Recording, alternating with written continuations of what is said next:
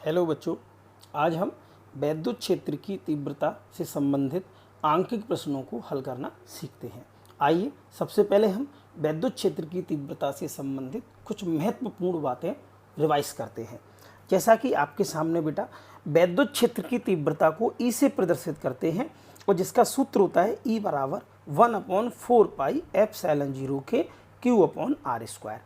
1/4 pi epsilon 0 के का जो मान होता है वो 9 × 10⁹ होता है। ठीक, अब ये बेटा सबसे इम्पोर्टेंट चीज़ है, यदि मूल आवेश की प्रकृति धनात्मक है और उसके समीप कोई परीक्षण आवेश है तो परीक्षण आवेश सदैव तीर की दिशा के अनुसार ही कार्य करेगा, अर्थात इन दोनों के बीच प्रतिकर्षण बल कार्य करेगा।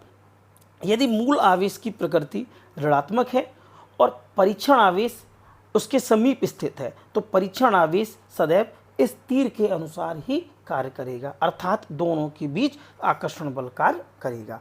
आइए इससे संबंधित आंकिक प्रश्न को हल करते हैं।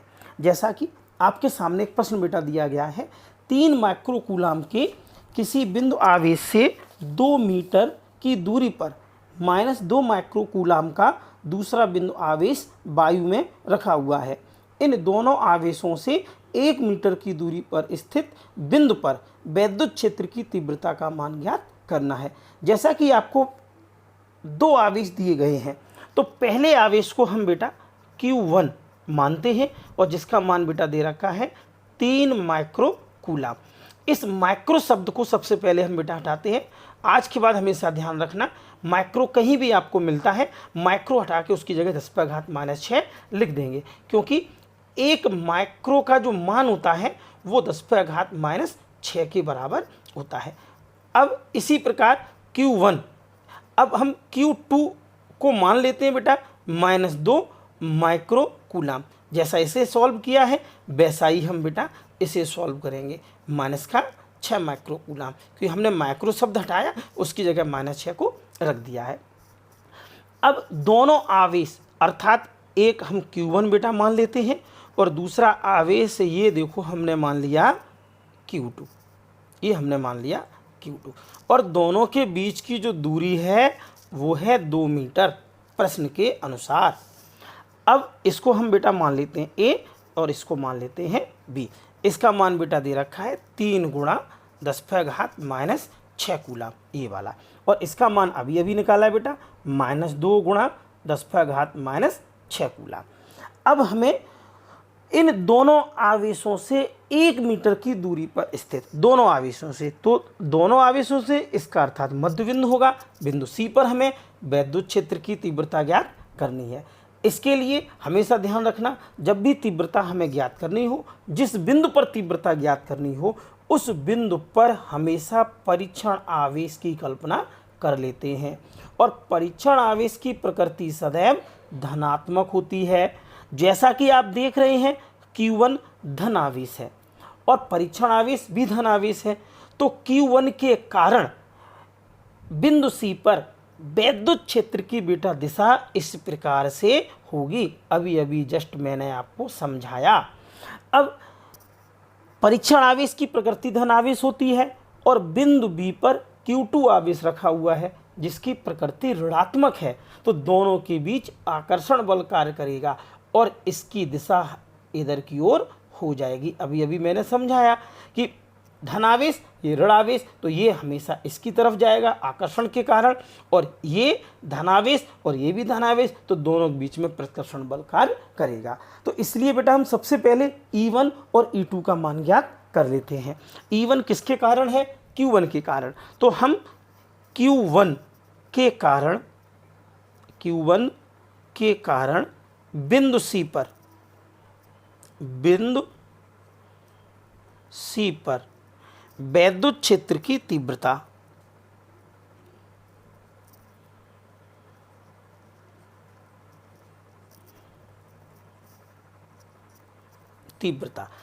Q1 के कारण तीव्रता बेटा मानी है E1। सूत्र अभी अभी मैंने बताया 9 × 10⁻9 आवेश बटे दूरी का वर्ग, किसके कारण? Q1 के कारण, और R तो हमारा 1 मीटर है, तो 9 गुणा 10 पे घात 9। Q1 का मान बेटा दे रखा है 3 गुणा 10 पे घात -6, ये Q1 का मान है। और बटे में आ जाएगा R। R ये वाली दूरी होती है जो कितनी दे रखी है बेटा 1 मीटर। तो यहाँ पर कितना आ जाएगा बेटा 1 का स्क्वायर। गुणा बेटा करिए, 9 का 3 में गुणा करेंगे तो 9 तिया 27, और ये बेटा आ जाएगा 9 में से 6 गया 3 बचा केवल, ये आ गया E1 और मात्रक होगा न्यूटन प्रति कूलाम। ये हमने Q1 के कारण बिंदु C पर तीव्रता ज्ञात कर ली। अब हम ज्ञात करेंगे बेटा Q2 के कारण, Q2 के कारण बिंदु C पर